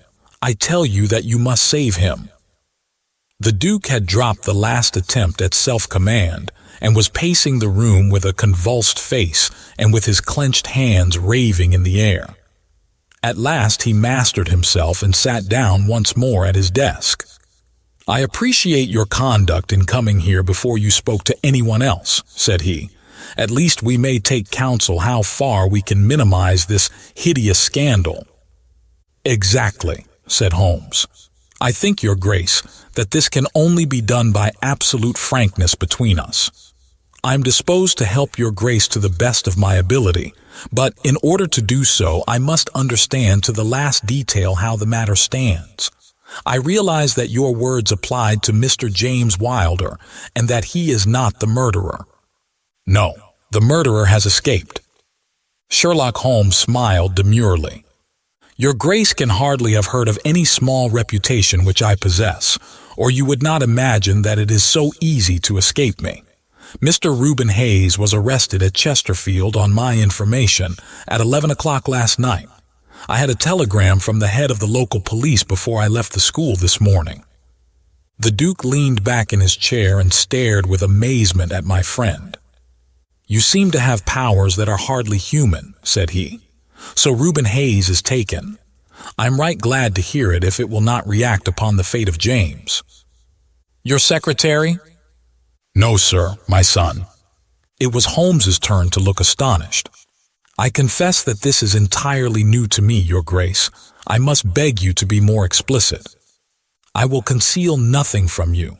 I agree with you that complete frankness, however painful it may be to me, is the best policy in this desperate situation to which James's folly and jealousy have reduced us.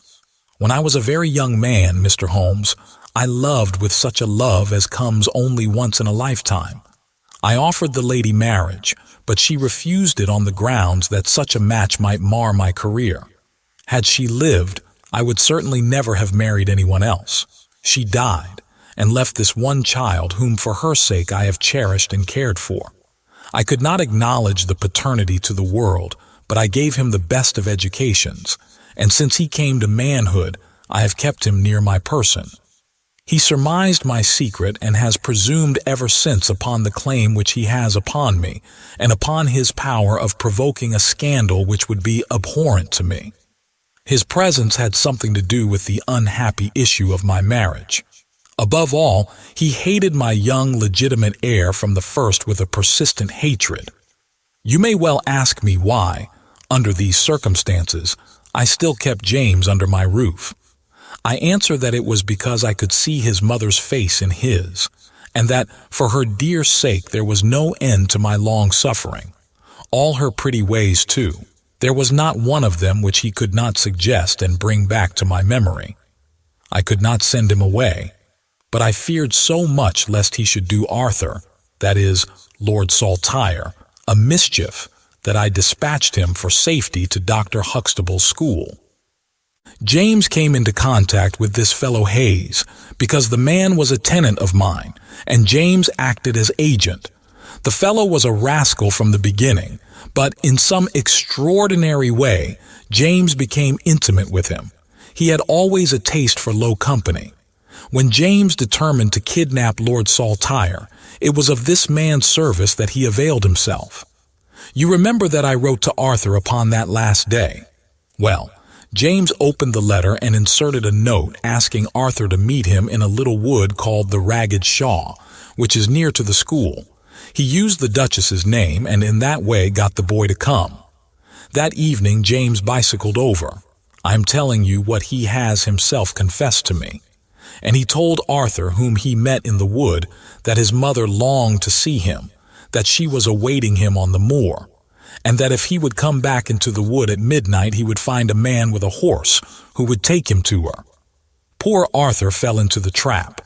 He came to the appointment and found this fellow Hayes with a led pony. Arthur mounted, and they set off together. It appears, though this James only heard yesterday, that they were pursued, that Hayes struck the pursuer with his stick, and that the man died of his injuries.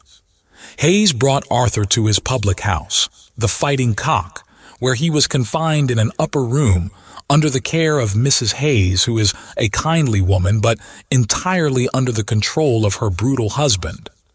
Well, Mr. Holmes, that was the state of affairs when I first saw you 2 days ago. I had no more idea of the truth than you. You will ask me what was James's motive in doing such a deed. I answer that there was a great deal which was unreasoning and fanatical in the hatred which he bore my heir. In his view, he should himself have been heir of all my estates, and he deeply resented those social laws which made it impossible. At the same time, he had a definite motive also.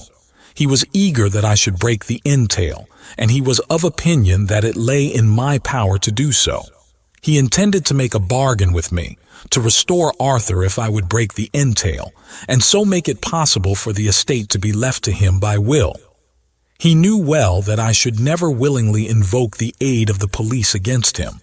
I say that he would have proposed such a bargain to me, but he did not actually do so, for events moved too quickly for him, and he had not time to put his plans into practice. What brought all his wicked scheme to wreck was your discovery of this man Heidegger's dead body. James was seized with horror at the news. It came to us yesterday, as we sat together in this study. Dr. Huxtable had sent a telegram. James was so overwhelmed with grief and agitation that my suspicions, which had never been entirely absent, rose instantly to a certainty, and I taxed him with the deed. He made a complete voluntary confession. Then he implored me to keep his secret for 3 days longer, so as to give his wretched accomplice a chance of saving his guilty life. I yielded, as I have always yielded, to his prayers, and instantly James hurried off to the Fighting Cock to warn Hayes and give him the means of flight. I could not go there by daylight without provoking comment, but as soon as night fell, I hurried off to see my dear Arthur. I found him safe and well, but horrified beyond expression by the dreadful deed he had witnessed.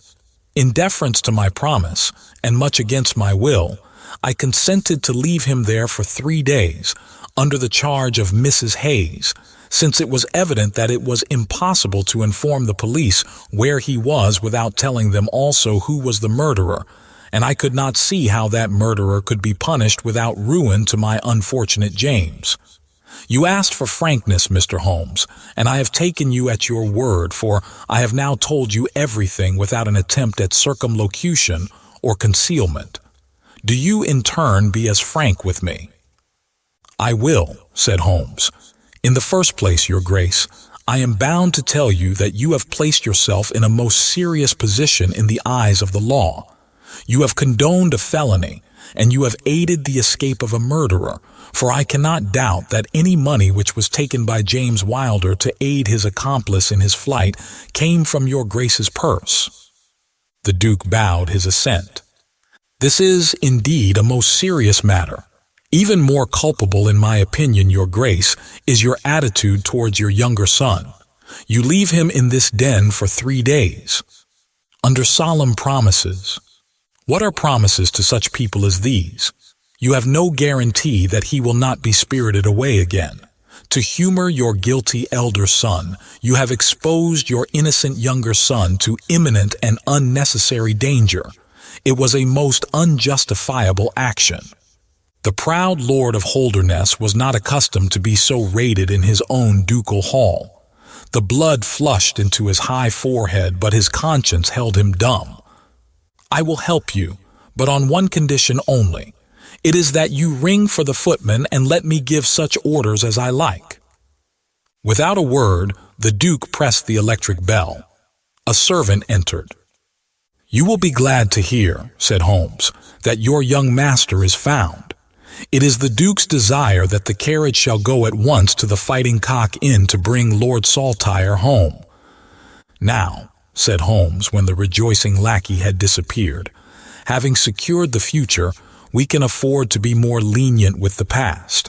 I am not in an official position, and there is no reason, so long as the ends of justice are served, why I should disclose all that I know. As to Hayes, I say nothing. The gallows awaits him, and I would do nothing to save him from it.